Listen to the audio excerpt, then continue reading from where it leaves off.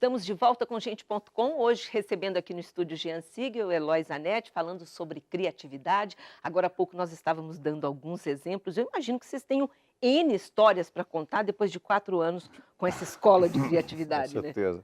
Mas um exemplo mais simples que eu já vi foi no interior de Minas Gerais, numa fazenda que recebe turistas para o almoço.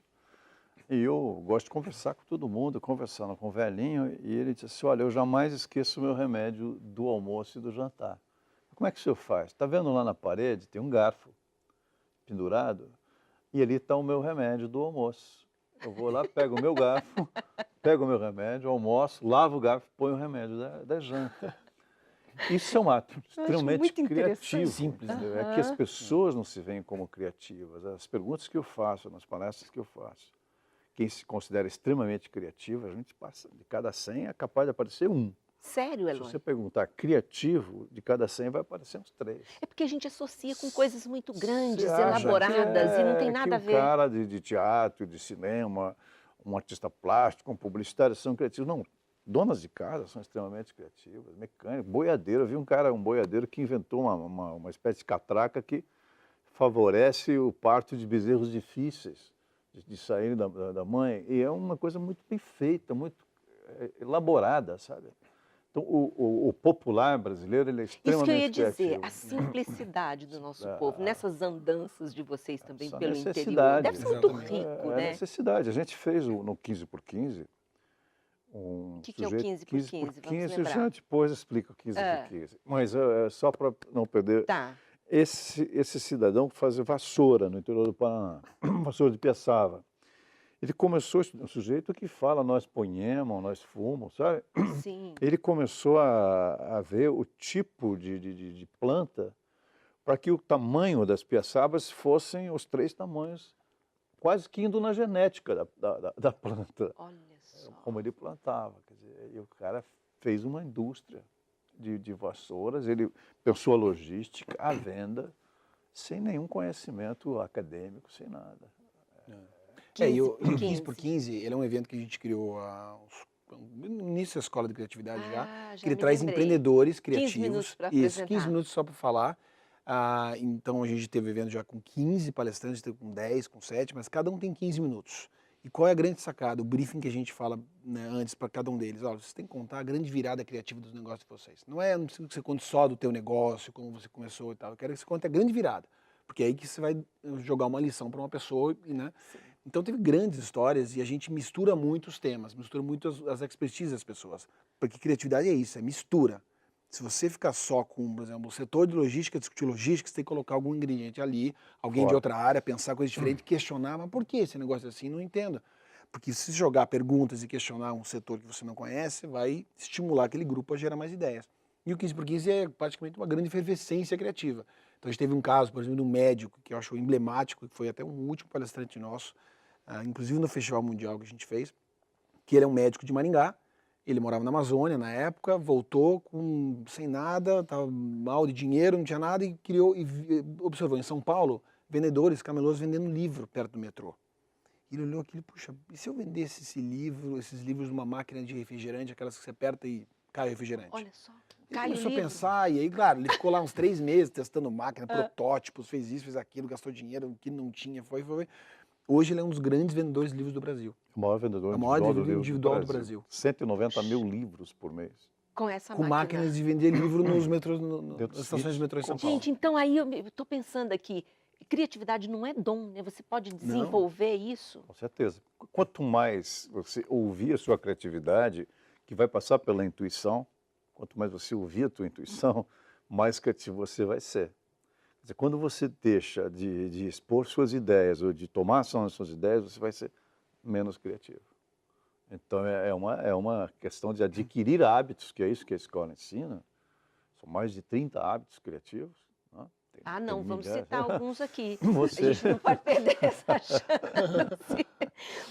O que vocês elegeriam como os principais hábitos para a gente começar a despertar isso Eu dentro de posso nós? dizer- Vocês estão falando aí, gente, eu tenho 1000 ideias aqui. Ó, Ó, vamos lá. tomar Depois eu faço nota uma outra. sempre. Tá. ou Andem no com bloquinho celular, na bolsa, bloquinho na bolsa. caneta e celular para gravar, tomar nota sempre. Sabe por quê? Até, por exemplo, eu tenho muita ideia quando eu tô correndo. Eu vou correr na rua ou nadar e começa a vir muita ideia na minha cabeça. E não tem nem como anotar, né? Você não sabe quando a ideia vai aparecer na tua frente. Você não tem noção. Aí você, não, depois eu lembro. Você não vai lembrar. Ela não vai marcar Não vai- a Não, hora eu li com você. depoimento do carnavalesco falando que teve aquela ideia da torre do Corpus no Rio de Janeiro, no exatamente. trânsito e tal, não tinha nada a ver o momento. Então hoje dá para anotar no né? celular, no iPad, Sim. ou enfim, num bloquinho, né? Alguma coisa você tem que anotar. Esse é um dos grandes hábitos. Né? O medo de errar é outro hábito, você não pode ter medo de errar. O erro chulo, o erro bobo, grotesco, o erro por incompetência tem que ser punido. Agora, o erro por tentar fazer, esse tem que ser incentivado. Então, as empresas que incentivam esse tipo de erro, né? Eu errei, mas aprendi com o erro. Então, a gente fala, tem assim, falar meia hora só sobre erro. Um dos grandes hábitos, eu acho que a gente sempre cita e dá como exercício nos cursos, nas empresas, é você saber fazer perguntas.